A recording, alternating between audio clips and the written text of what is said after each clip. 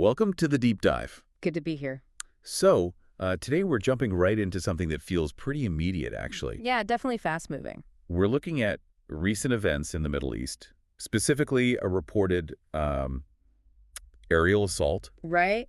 and we're working directly from these excerpts from Israel that you've shared. That's the source material, yes. Our goal, really, is just to quickly unpack the key facts from this material, help you make sense of the core detail. Without getting lost in the weeds. Exactly. Okay, let's unpack this. All right.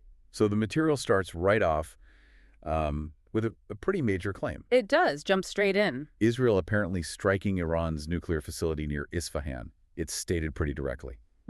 Not presented as speculation, but as a reported event. What struck me first was how it's framed, Oh, not just the strike, but the context. absolutely. The source describes it as this pretty bold aerial assault. Bold how? Well, it explicitly says Israel went ahead with this while President Donald Trump was deciding. Deciding whether the U.S. would join a wider war. Exactly. Whether the U.S. would enter the war in the Middle East. That's the backdrop provided in the text. So the source presents this strike as Israel acting on its own timetable. It certainly suggests that, yeah.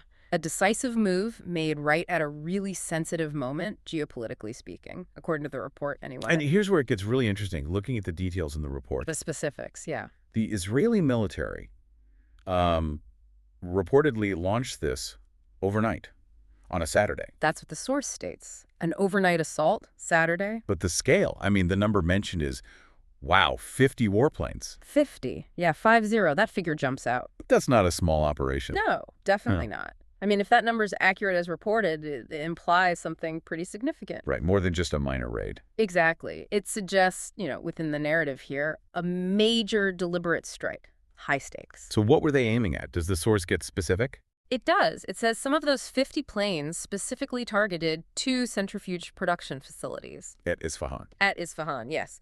And centrifuges are, well, they're key for uranium enrichment. The core of a nuclear program, essentially. Pretty much. And hitting the production facilities, not just existing centrifuges. That points to trying to stop future capability, future expansion. That's one interpretation you could draw from the way the source presents it, disrupting the potential down the line. But again, we're just relaying what's in this material provided. Right. Important to keep that impartiality, stick to the source. Absolutely. Okay, so just to quickly recap the core facts we've pulled from this material. Let's do it. We have this reported Israeli aerial strike near Isfahan, Iran.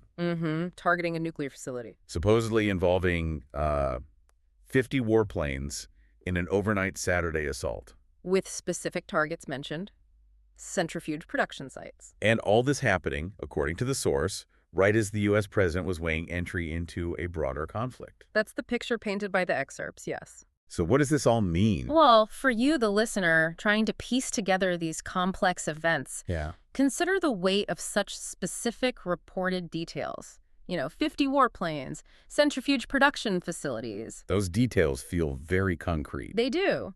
And when they're tied to major geopolitical decision points, like the U.S. war entry question, it creates a very potent narrative. Whether it's the full picture or not. Exactly. The report's precision shapes how you might perceive the strategy, the intent. It makes you think, doesn't it? It does. Makes you question why these specific details are highlighted. Right. How the reported facts themselves frame the understanding of the whole situation. Something to definitely keep reflecting on.